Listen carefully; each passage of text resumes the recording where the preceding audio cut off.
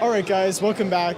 Sorry about that, some technical difficulties. We're going to go back to the station that we were at before, and we're going to continue the game pre-show, or presentation. So, Sorry for the interruption, y'all. Let's hear the final little couple words. You know what I'm saying? We cut you off. My bad. Oh, some Doritos. We love to see it. So, you were telling me about your game. You're telling me about the inspiration behind it, how it originally started as something different that it ended up now, right?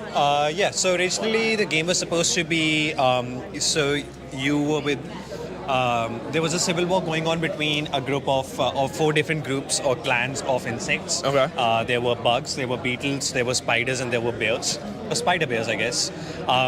But it was supposed to be a civil war, and the reason you were able to swing and grapple as a bunny was originally because those clans experimented on you and gave you those abilities. Okay. But due to time constraints, we had to cut all of that off. So the final story we have is you just you have these abilities by default. Okay. And the reason you're out here just collecting things is because Baba Yaga has kidnapped your brother, and you have to get him back. Okay. But that's a general gist of the game.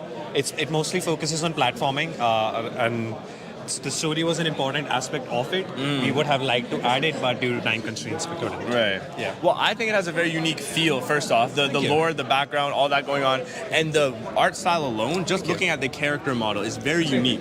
Yeah, we have our artist right here. Did you guys always have that artist view? I don't know if I can get the artist perspective. Don't want to interrupt the snack. But did you guys go into the game knowing that you wanted it to look like this? Was it ever a 2D platformer? Did you ever have a different vision? So from the very beginning, we knew it was going to be 3D, and we knew, well, in the beginning, we weren't sure what visual art style we wanted to go for. We were like stuck between, I think we were thinking comic, we were thinking toon, and we were thinking realistic maybe. No, never realistic. Okay. We've had concept art for like months now. I just had to make the models. I did the models last semester in modeling class, and that's where the art style basically started. Okay. Which was me experimenting with 3D, because this is my first 3D game. So you were messing around, you had something you liked, and you're like, our game needs to look like this? Basically. Okay, that's always a good way to go. So now that you guys are both here, I guess 2 perspectives from the team. I gotta ask as the last question, putting this together from start to finish, what was the biggest obstacle you guys faced? A big roadblock, something that hit you along the way, hindered your progress? I'll let you go first. Merge conflicts. Yeah. We're hearing that a lot, yes? Yep. Honestly, like, the real problem we had was GitHub, because everything else was a challenge that, like, we learned, gained new skills, overcame. But then GitHub was the only problem, because it wasn't anything that we could, like, learn or like gain a skill in GitHub and, like, just stop all those errors from happening. So honestly, just GitHub. Just GitHub? Yeah. Just so you guys had it all handled. Have we worked together in previous years? Yeah. The team chemistry. Oh, there you go. So the team chemistry's been built. So GitHub was just the biggest roadblock. Yeah. But apart from that, the other biggest thing was, like, all other game devs, I'm sure, overscoping. Right. Yeah. Always thinking you could do more than time allows. Yeah, absolutely. Very understandable. Well, it turned out great. Thank you guys very much for your time. Yeah. Have a good day today. You as well. Thank you for I interviewing can us. take that. Right. Thank you guys. Marco, return your thing. Oh, I got you. So, I actually really wish I could play that one. Sorry for the little interruption in between. The camera got too hot. Marco, from visuals, how do we feel? I think it looks cool. You know, in terms of how it played, really fun. They were saying it would, like, the movement system and the grappling was inspired by Spider-Man, if you guys have played that Good at show. home. But it felt really fluid. It felt really fun to swing around and stuff, and the platforming was pretty solid. You know, jumping around, it was a bit floaty, and I felt like that was a good thing. So the physics, really solid. Definitely, we'll have to take a look. Definitely a hit. Yeah. Okay, we have one more game from these second years just over here. Seems like a solo dev maybe, or maybe he's just a solo representative today. Let's check it out. How's it going today? Could we come ask you a couple questions, check out your game? Okay, I'm gonna give him my mic. There you go. So first off, Marco.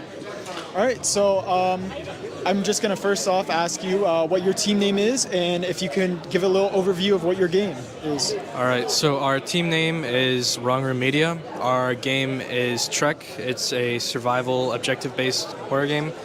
So basically it's kind of like COD Zombies, where you spawn into the round, enemies will be spawning, and an objective.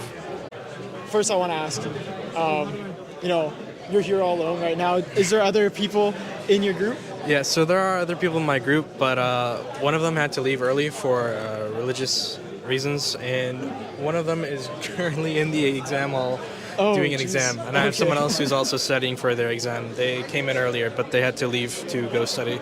Okay. Well, good luck to them. But so, what was your role in the development of the game? My role in development was at first doing the story for the game. I came up with a concept for the game, and then I pitched it to my teammates. We decided to go at first with a 3D platformer, but midway through development, we decided to change things up so we could match our deadlines, and we went with a objective-based survival game. As it is right now, I helped with management for the team, and I did some concept art as well.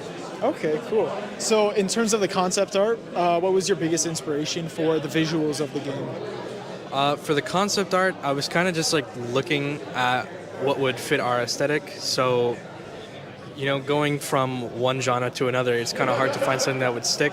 At first, I came up with a concept for our main character, but since the game is now first person, we didn't really have a chance to show that properly. But yeah, it was mainly just, doing level sketches, layouts, as well as designing kind of what the enemies would look like. And depending on deadlines, we had to cut some corners.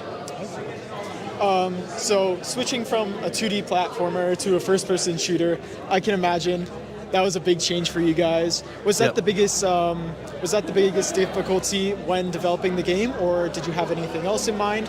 That was a really good learning experience for your team. For us, I'd say the most difficult thing was trying to just manage deadlines, as I said. When we were starting with our platformer idea, we had a solid goal for what we wanted, but as we kept going forward, we noticed some other issues. We didn't have a artist for 3D models. Since the game was going to be taking place in Unity, we didn't really have the expertise needed to create all these different sections of the game, as well as enemy variety. So depending on the situation of our programmer, we had to swap things up to see what would fit within the given duration. You lost? I lost. Oh man. And for, I guess, final question, what was your favorite part about developing your game?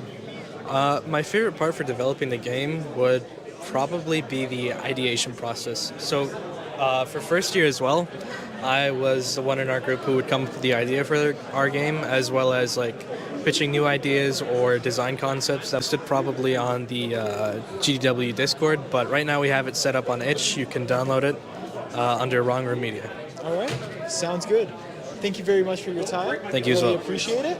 And guys, go check it out. So thank you again. Have a good day. So that brings us, let me do a double check. I think that's all of them, bro. You guys have just come with us through every single second year game in this building. So at home, you can put in the chat if you're watching your favorites, what you guys are enjoying so far. Marco and I don't know if I can pick a favorite, to be honest.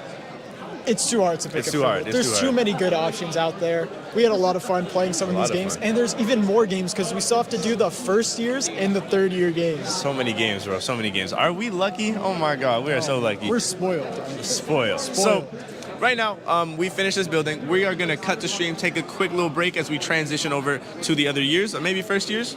I think First years, third years. We'll hop into the first year games, and we will catch you guys in just